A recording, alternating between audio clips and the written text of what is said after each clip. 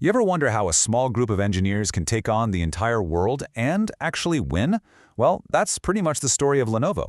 Today, we're going to break down the one core strategy that really powered their incredible rise, a relentless, almost obsessive focus on the customer. Okay, let's just kick things off with a mind-blowing fact. Back in 2018, Lenovo did something that seemed, well, impossible. It became the #1 personal computer vendor in the entire world, shipping more units than huge, established giants like HP and Dell. So that just begs the question, right? How in the world did a company from Beijing manage to outperform the biggest names in the game? The answer? Well, it's a lot simpler and way more powerful than you'd probably guess. To really get their secret sauce, we got to take a quick look back at their meteoric rise, from this local legend to a total global leader. Okay, so picture this. It's 1984. A tiny group of 11 engineers in Beijing start a company they call Legend. By 2002, they knew they needed to go global, so they rebranded to Lenovo. But the real game changer, the move that changed everything, was in 2005. That's when they acquired IBM's PC business. This was a masterstroke. It gave them the legendary ThinkPad line and a massive foothold in foreign markets, really setting the stage for them to claim that #1 spot in 2018. So you might be thinking, okay, smart acquisitions, great engineering, that's it, right? Well, not exactly. The true secret to Lenovo's success is rooted in something way more fundamental, a deep, almost obsessive understanding of its customers. If you actually pull up their official business model, you'll see these three big pillars. But here's the thing to notice. What's #1? Customer satisfaction.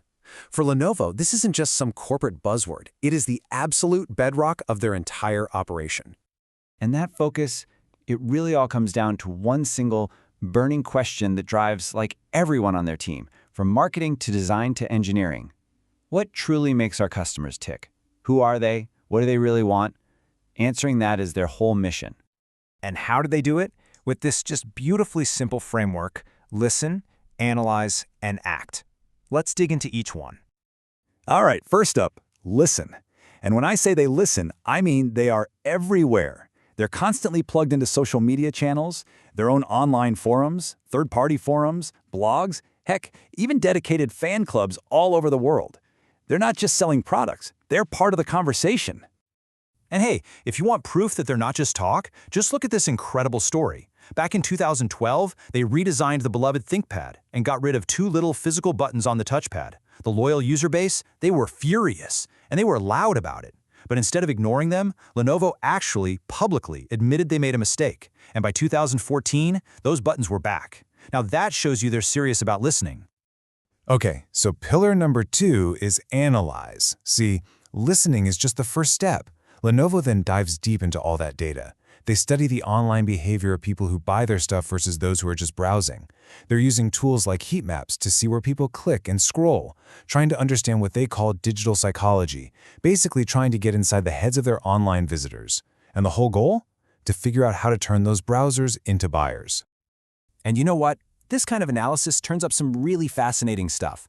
For instance, they found that people who actually bought something were drawn to the main banner and the deals on the homepage. But the non-purchasers, the window shoppers, they actively avoided that banner. They preferred looking at product images and videos.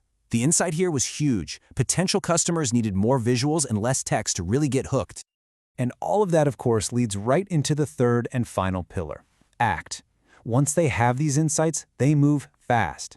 Let's say the design team isn't sure which icon is the most intuitive for a new feature. They don't sit around and guess. No way. They use tools like Google Surveys 360 to test different options with real users and get clear answers, sometimes literally overnight. So, when you put all this together, the listening, the analyzing, the acting, what's the payoff? Well, it's about so much more than just sales numbers. It's about building real, genuine relationships. You see, Lenovo manages to turn a simple purchase into a relationship by acting like a person you'd trust. There's honesty, like when they admitted they messed up with the ThinkPad. There's dialogue, by actually having respectful two-way conversations online. And there's ownership, by creating their own forums where customers can talk directly to their teams. That's how you build a powerful emotional connection. And it's not just customers who've noticed. The industry is paying close attention.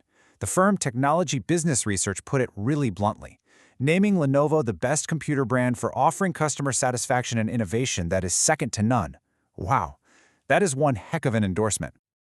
So at the end of the day, the results really speak for themselves, don't they? This whole customer-first approach, it leads to things like increased customer delight, a much stronger brand perception, rock-solid customer loyalty, and satisfaction scores that put them way ahead of the competition. So here's the big takeaway, the thing you really need to remember.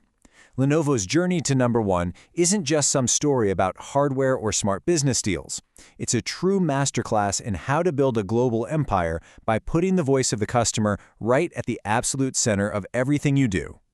And that really leaves us with one final big question to chew on, doesn't it? In this age of AI, algorithms, and automation everywhere you look, could it be that the most powerful and maybe the most profitable business tool is still the simple act of listening?